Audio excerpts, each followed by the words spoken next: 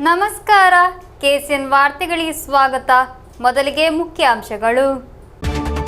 ವಿದ್ಯುತ್ ತಂತಿಗೆ ಡಿಕ್ಕಿ ಹೊಡೆದು ಕಂಟೈನರ್ ಲಾರಿ ಬೆಂಕಿಗೆ ಆಹುತಿಯಾದ ಘಟನೆ. ಕಾಸರಗೋಡು ಕಾಂಜಂಗಾಡ್ ರಾಜ್ಯ ಹೆದ್ದಾರಿಯ ಮೇಲ್ಪರಂ ದೇಳಿ ಮೂಲಕವಿರುವ ರಸ್ತೆಯ ಕುವತೊಟ್ಟಿ ಎಂಬಲ್ಲಿ. ಆಟೋ ರಿಕ್ಷಾ ಮಜ್ದೂರ್ ಸಂಘ ಕಾಸರಗೋಡು ವಲಯ ಸಮಿತಿ ಆಶ್ರಯದಲ್ಲಿ ನಗರಸಭಾ ಕಚೇರಿಗೆ ಮಾರ್ಚ್ ಹಾಗೂ ಧರಣಿ. ವಿವಿಧ ಬೇಡಿಕೆಗಳನ್ನು ಮುಂದಿಟ್ಟುಕೊಂಡು ಜ್ವರದಿಂದ ಬಳಲಿ ಚಿಕಿತ್ಸೆ ಪಡೆಯುತ್ತಿದ್ದ ಕಾಸರಗೋಡಿನ ನಿವೃತ್ತ ಉಪಶಿಕ್ಷಣ ನಿರ್ದೇಶಕ ದಿನೇಶ್ ವಿ ಚಿಕಿತ್ಸೆಗೆ ಸ್ಪಂದಿಸದೆ ನಿಧನ. ಕಾಸರಗೋಡಿನ ಹಿರಿಯ ಮಾಧ್ಯಮ ಕಾರ್ಯಕರ್ತ ಕೆಎಸ್ ಗೋಪಾಲಕೃಷ್ಣನ್ ನಿಧನ. ಕಾಸರಗೋಡು ಟ್ರಾವೆಲ್ ಅಸೋಸಿಯೇಷನ್ನ ನೇತೃತ್ವದಲ್ಲಿ ಮೊಂಬತ್ತಿ ಹಚ್ಚಿ ಗೌರವ ಸಲ್ಲಿಕೆ. ಅಹಮದಾಬಾದ್ ವಿಮಾನ ಅಪಘಾತದಲ್ಲಿ ಮೃತಪಟ್ಟವರ ಸ್ಮರಣಾರ್ಥ. ವಾರ್ತೆಗಳು ವಿವರವಾಗಿ.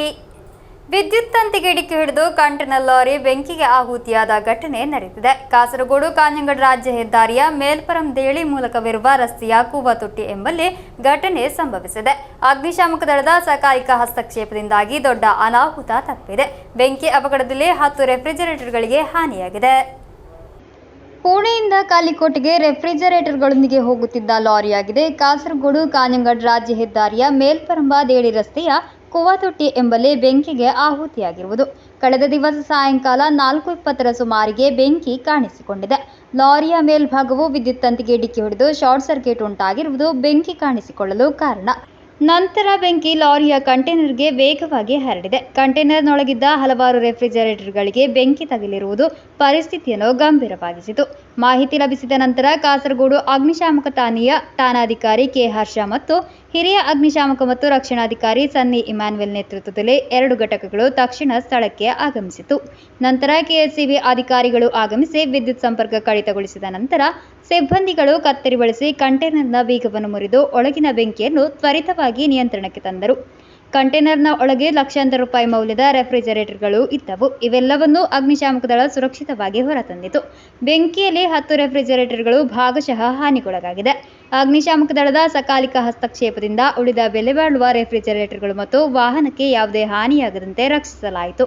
K R Ajeesh, Shaiju, T Amalraj, Akhil Ashokan, J Abhasin, Sadiq ಮತ್ತು ವೈಶಾಖ್, ಹೋಮ್ಗಾರ್ಡ್ ಟಿವಿ ಪ್ರವೀಣ್, ಸುಮೇಶ್ ಭಾಗವಹಿಸಿದ್ದರು. News bureau, Kasaragod. Auto rickshaw Mazdoor Sangh Kasaragod ವಲಯ ಸಮಿತಿ ಆಶ್ರಯದಲ್ಲಿ ನಗರಸಭಾ ಕಚೇರಿಗೆ ಮಾರ್ಚ್ ಹಾಗೂ ಧರಣಿ ನಡೆಸಲಾಯಿತು. ಕಾಸರಗೋಡು ನಗರದ ಹದಗೆಟ್ಟ ರಸ್ತೆಗಳ ದುರಸ್ತಿ ಹಾಗೂ ಸಂಚಾರಕ್ಕೆ ಯೋಗ್ಯವಾಗಿಸುವುದು ಸೇರಿದಂತೆ ವಿವಿಧ ಬೇಡಿಕೆಗಳನ್ನು ಮುಂದಿಟ್ಟುಕೊಂಡು ಮಾರ್ಚ್ ಹಾಗೂ ಧರಣಿ ನಡೆಸಲಾಗಿರುವುದು.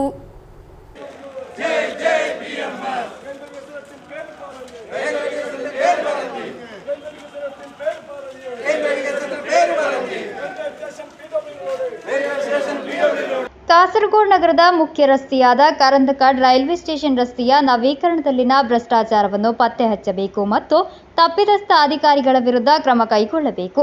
ಕಾಸರಗೋಡು ನಗರದಲ್ಲಿ ಹಾನಿಗೊಳಗಾದ ರಸ್ತೆಯನ್ನು ದುರಸ್ತಿ ಮಾಡಿ ಅವುಗಳನ್ನು ಸಂಚಾರಕ್ಕೆ ಯೋಗ್ಯವಾಗಿಸಬೇಕು. ನಗರದಲ್ಲಿ ಉಂಟಾಗುವ ಸಂಚಾರ ನಿರ್ಬಂಧಕ್ಕೆ ಪರಿಹಾರವನ್ನು ಕಂಡುಕೊಳ್ಳಬೇಕು. ಹಾನಿಗೊಳಗಾದ ಚರಂಡಿಗಳನ್ನು ಪುನರ್ ನಿರ್ಮಿಸಿ ಅವುಗಳನ್ನು ಸಂಚಾರಕ್ಕೆ ಯೋಗ್ಯವಾಗಿಸಬೇಕು ಮುಂತಾದ ಬೇಡಿಕೆಗಳನ್ನು ಮುಂದಿಟ್ಟುಕೊಂಡು ಆಟೋ ರಿಕ್ಷಾ ಮಜ್ದೂರ್ ಸಂಘ ಕಾಸರಗೋಡು ವಲಯ ಸಮಿತಿಯ ಆಶ್ರಯದಲ್ಲಿ ನಗರಸಭಾ ಕಚೇರಿಗೆ ಮಾರ್ಚ್ ಹಾಗೂ ಧರಣಿ ನಡೆಸಲಾಯಿತು. ಬಿಎಂಎಸ್ ಕಚೇರಿ ಪರಿಸರದಿಂದ ಆರಂಭವಾದ ಮಾರ್ಚ್ನಲ್ಲಿ ಹಲವಾರು ಮಂದಿ ಕಾರ್ಯಕರ್ತರು ಭಾಗವಹಿಸಿದ್ದರು. ನಂತರ ನಡೆದ ಧರಣಿಯನ್ನು ಬಿಎಂಎಸ್ ജില്ലാ ಕಾರ್ಯದರ್ശി കെ.വി. ബാബു ഉദ്ഘാಟಿಸಿದರು. നമ്മുടെ ഈ നഗരസഭ ഭരിക്കുന്ന സമയത്ത് ഇവിടുത്തെ പ്രധാനപ്പെട്ട റോഡുകളുടെ ഒരു നല്ല രീതിയിലുള്ള പണികൾ എടുക്കാനുള്ള കരാറുകാരന് കൊടുക്കണം. കമ്മീഷൻ കിട്ടുന്നവർക്ക് കൊടുക്കുമ്പോഴാണ് ഈ രീതിയിലുള്ള പ്രശ്നങ്ങൾ വരുന്നത്. സ്ട്രീറ്റ് ലൈറ്റുകൾ കത്തുന്നില്ല. രാത്രി കാലങ്ങളിലായി കഴിഞ്ഞാൽ മദ്യത്തിന്റെയും മയക്കുമരുന്നിന്റെയും ഒരു കേന്ദ്രമായിട്ട് ഇന്ന് ചില സ്ഥലങ്ങൾ മാറുകയാണ്. കാരണം ചില ആളുകൾ പോകാൻ പേടിക്കുകയാണ്. കാരണം ലൈറ്റുകളില്ല.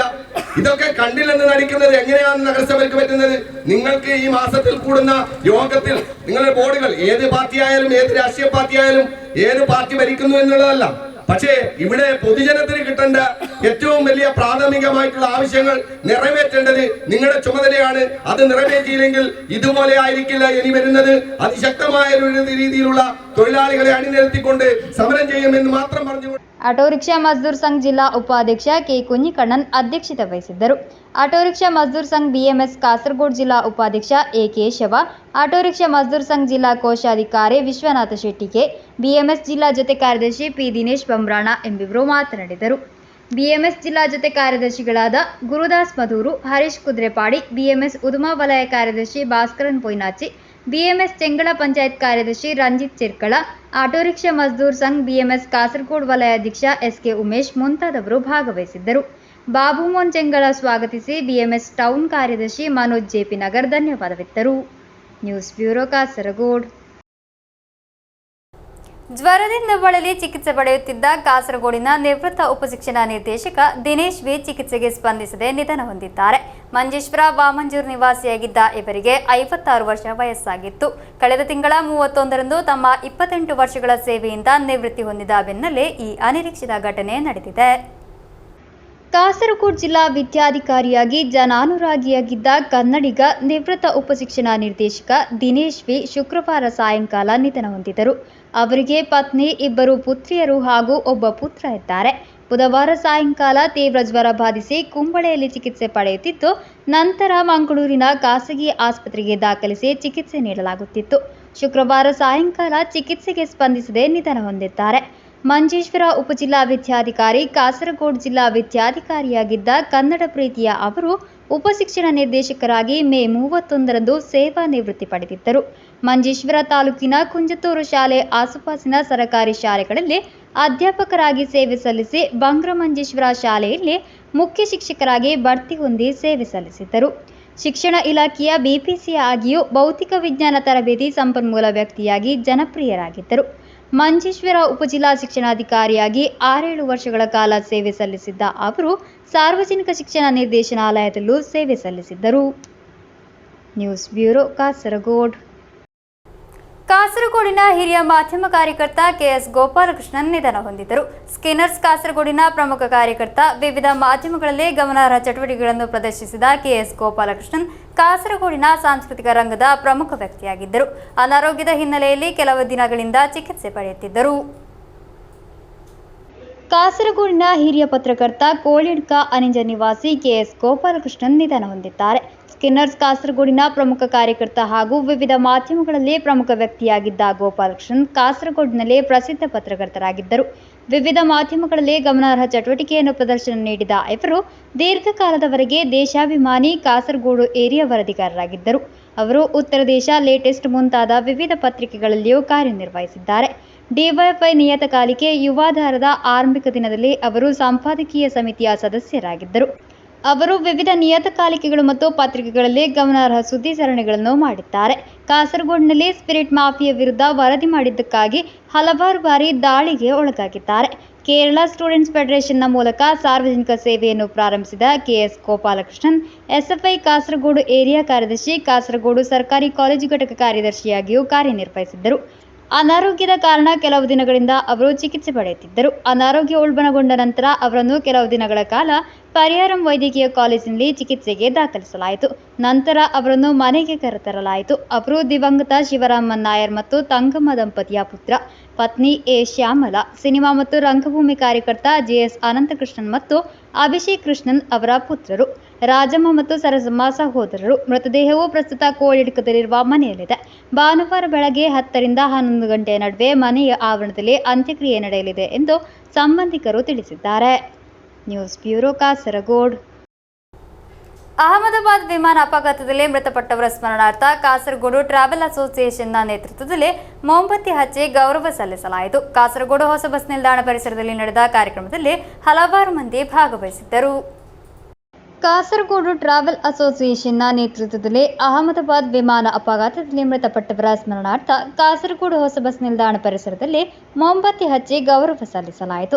ಹಲವಾರು ಕನಸುಗಳೊಂದಿಗೆ ಅಗಲಿದ ತಮ್ಮ ಪ್ರೀತಿ ಪಾತ್ರರನ್ನು കಳೆದುಕೊಂಡ ಬಗ್ಗೆ ಅವರು ತೀವ್ರ ದುಃಖ വ്യക്തಪಡಿಸಿದರು.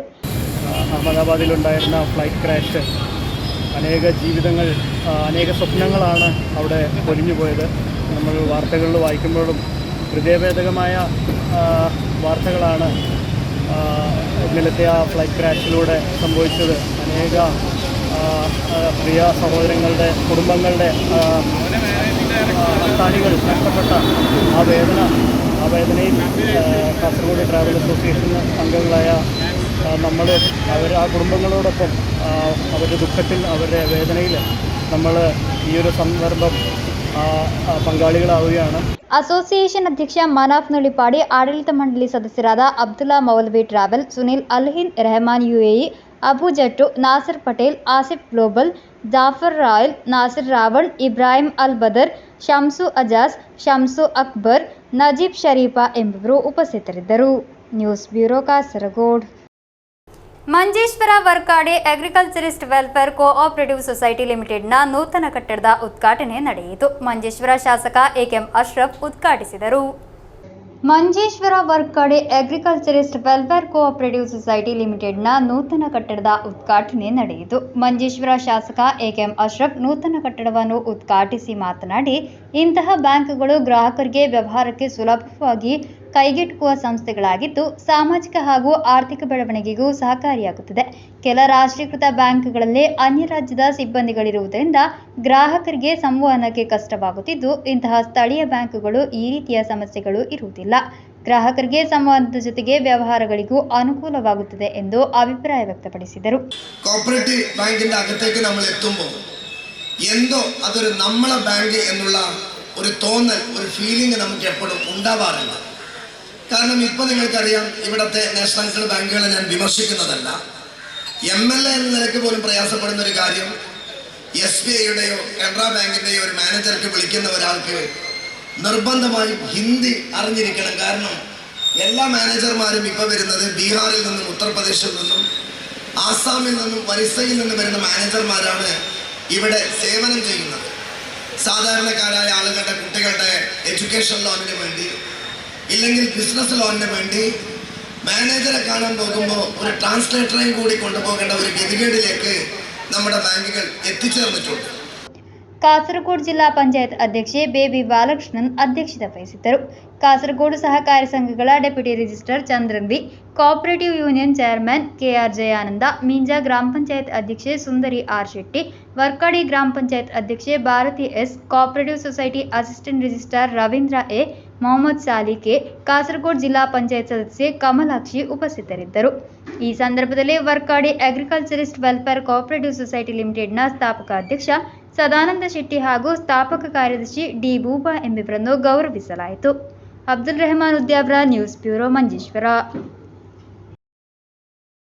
ಸಂಯುಕ್ತ ಹೋರಾಟ ಸಮಿತಿಯ ನೇತೃತ್ವದಲ್ಲಿ ನಡೆಯಲಿರುವ ರಾಷ್ಟ್ರೀಯ ಮುಷ್ಕರವನ್ನು ಯಶಸ್ವಿಗೊಳಿಸಲು ಕಾಸರಗೋಡು ಮಂಡಲ ಕಾರ್ಯಕರ್ತರ ಸಮಾವೇಶದಲ್ಲಿ ತೀರ್ಮಾನಿಸಲಾಯಿತು. ಸಿಐಟಿಯು ರಾಜ್ಯ ಕಾರ್ಯದರ್ಶಿ ಟಿ.ಕೆ. ರಾಜನ್ ಉದ್ಘಾಟಿಸಿದರು.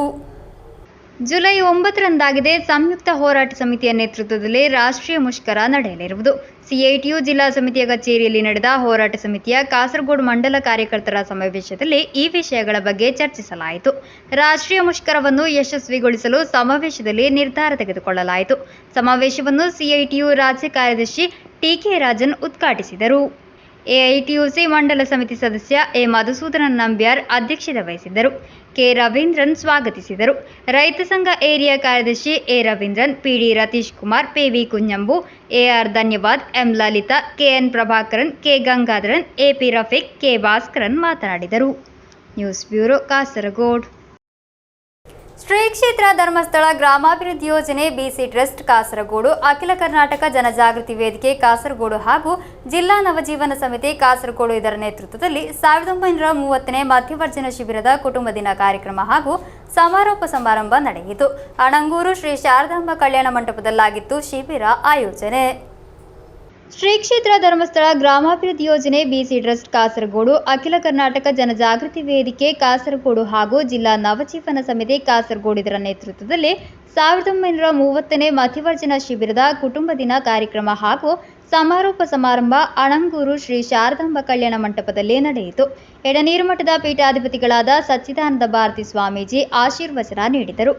ಬೆಳ್ತಂಗಡಿ ಅಖಿಲ ಕರ್ನಾಟಕ ಜನಜಾಗೃತಿ ವೇದಿಕೆ ಪ್ರಾದೇಶಿಕ ನಿರ್ದೇಶಕ ವಿವೇಕ್ ವಿನ್ಸೆಂಟ್ ಪಾಯಸ್ ಮಾತನಾಡಿ ಕೌಟುಂಬಿಕ ಜೀವನದ ಮಹತ್ವವನ್ನು ಬೋಧಿಸಿದರು.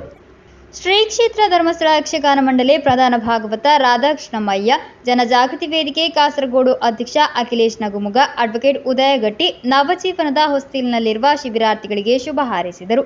ಮುಖ್ಯ ಅತಿಥಿಗಳಾಗಿ ಕಾಸರಗೋಡು ಜನಜಾಗೃತಿ ವೇದಿಕೆ ಸ್ಥಾಪಕ ಅಧ್ಯಕ್ಷ ಗೋಪಾಲಕೃಷ್ಣ ಅರಿವೈಲು, ಮಾಜಿ ಅಧ್ಯಕ್ಷ ಅಶ್ವಥ್ ಪೂಜಾರಿ, ಪ್ರಗತಿ ಬಂಧು ಸ್ವಸಹಾಯ ಸಂಘಗಳ ಕೇಂದ್ರ ಒಕ್ಕೂಟ ಅಧ್ಯಕ್ಷ ಜ್ಞಾನೇಶ್ವರ ಆಚಾರ್ಯ ಮುಂತಾದವರು ಉಪಸ್ಥಿತರಿದ್ದರು. ಸಮಾರೋಪ ಸಮಾರಂಭದಲ್ಲಿ ಜನಜಾಗೃತಿ ಯೋಜನಾಧಿಕಾರಿ ಗಣೇಶ್ ಆಚಾರ್ಯ ನಿರೂಪಿಸಿ, ಕ್ಷೇತ್ರ ಯೋಜನಾಧಿಕಾರಿ ದಿನೇಶ್ ಬಿ ಸ್ವಾಗತಿಸಿ, ಮೇಲ್ವಿಚಾರಕ ಗೋಪಾಲಕೃಷ್ಣ ಧನ್ಯವಾದವಿತ್ತರು. 8 ದಿನಗಳ ಮಧ್ಯವರ್ಜನ ಶಿಬಿರದಲ್ಲಿ ಕಾಸರಗೋಡು ಜಿಲ್ಲಾ ನವಜೀವನ ಸಮಿತಿ ಸದಸ್ಯರು, ಯೋಜನೆ ಕಾರ್ಯಕರ್ತರು, ಶೌರ್ಯ ಸ್ವಯಂ ಸೇವಕರು, ಸಂಘದ ಸದಸ್ಯರು ಸೇವೆ ಸಲ್ಲಿಸಿದರು. News bureau, Kasaragod. ವಿಶ್ವ ರಕ್ತ ದಿನದ ಅಂಗವಾಗಿ ದುಬೈ ಕೈಂಡ್ನೆಸ್ ಬ್ಲಡ್ ಡೊನೇಷನ್ ತಂಡದ ವಿದ್ಯಾರ್ಥಿ ವಿಭಾಗದ ಆಶ್ರಯದಲ್ಲಿ ಅಲ್ಗುಬೈಬಾದಲ್ಲಿ ರಕ್ತದಾನ ಶಿಬಿರವನ್ನು ಆಯೋಜಿಸಲಾಯಿತು. ಶಿಬಿರದಲ್ಲಿ ವಿವಿಧ ದೇಶಗಳ ಹಲವಾರು ಮಂದಿ ಪಾಲ್ಗೊಂಡು ರಕ್ತದಾನ ಮಾಡಿದರು. ದುಬೈ ಹೆಲ್ತ್ನ ದುಬೈ ರಕ್ತದಾನ ಕೇಂದ್ರದಲ್ಲಿರುವ ರಕ್ತನಿಧಿಗೆ ರಕ್ತದಾನ ಮಾಡಲಾಗಿರುವುದು. ದುಬೈನ ವಿವಿಧ ಶಾಲೆಗಳಲ್ಲಿ 2ನೇ ಗ್ರೇಡ್ನಿಂದ +1 ವರೆಗೆ ಓದುತ್ತಿರುವ ವಿದ್ಯಾರ್ಥಿಗಳು ನೇತೃತ್ವ ವಹಿಸಿದ್ದರು. ರಕ್ತದಾನ ಮಾಡಿದ ಎಲ್ಲರಿಗೂ ಉಡುಗೊರೆ ನೀಡಲಾಯಿತು. ಕೈಂಡ್ನೆಸ್ ಬ್ಲಡ್ ಡೊನೇಷನ್ ತಂಡದ ಮುಖ್ಯಸ್ಥ ಅನ್ವರ್ಷದ್ ವಯನಾಡ್, ಶಿಹಾಬ್ ತಿರ್ವತ್, ಸಲಾಂ ಕನ್ಯಪಾಡಿ ರಕ್ತದಾನದ ಮಹತ್ವದ ಬಗ್ಗೆ ಮಾಹಿತಿ ನೀಡಿದರು. ಪ್ರತಿ 2 ತಿಂಗಳಿಗೊಮ್ಮೆ ರೆಗ್ಯುಲರ್ ಡೋನರ್ ಆಗಿ ಶಿಬಿರದಲ್ಲಿ ಭಾಗವಹಿಸಿ ಸಕ್ರಿಯವಾಗಿ ರಕ್ತದಾನ ಮಾಡುವ ಫೈಜಲ್ ಪಟೇಲ್ ತಳಂಗರ, ಹನೀಫ್ ಟಿಆರ್, ವಾಸಿಫ್, ಆನಂದ್, ಮೆಹದಿ ಎಂಬಿವರನ್ನು ಅಭಿನಂದಿಸಲಾಯಿತು. ಇಜಾಜ್ ಅಶ್ರಫ್, ಇನಾಮ್ ರೆಹಮಾನ್, ಐಮನ್ ಅಹಮದ್, ಮೊಹಮ್ಮದ್ ಹಾಶಿಮ್, ಫಾತಿಮಾ ಅನ್ವರ್, ರಜಾ ರಫೀಕ್, ಜನೋಬಿಯಾ ಫೈಸಲ್, ಸಿನಾನ್ ಅಬ್ದುಲ್ಲಾ, ಸಲ್ಮಾನ್ ಇಬ್ರಾಹಿಂ, ಮೊಹಮ್ಮದ್ ಶಾದ್, ಮೊಹಮ್ಮದ್ ಶಯಾನ್, ಮೊಹಮ್ಮದ್ ಶಾಜಿನ್, ಆದಮ್ ಮೊಹಮ್ಮದ್ ಸಾಲಿ, ಹಾದಿ ನಿಸಾನ್ ಮುನೀರ್ ಮುಂತಾದವರು ಶಿಬಿರದ ನೇತೃತ್ವ ವಹಿಸಿದ್ದರು. News bureau, Kasaragod.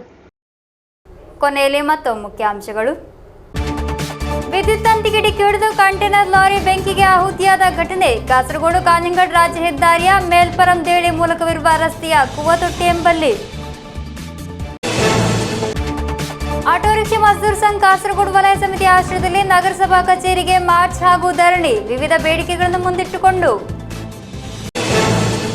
ಜ್ವರದಿಂದ ಬಳಲಿ ಚಿಕಿತ್ಸೆ ಪಡೆಯುತ್ತಿದ್ದ ಕಾಸರಗೋಡಿನ ನಿವೃತ್ತ ಉಪಶಿಕ್ಷಣ ನಿರ್ದೇಶಕ ದಿನೇಶ್ ವಿ ಚಿಕಿತ್ಸೆಗೆ ಸ್ಪಂದಿಸದೆ ನಿಧನ. ಕಾಸರಗೋಡಿನ ಹಿರಿಯ ಮಾಧ್ಯಮ ಕಾರ್ಯಕರ್ತ ಕೆಎಸ್ ಗೋಪಾಲಕೃಷ್ಣನ್ ನಿಧನ.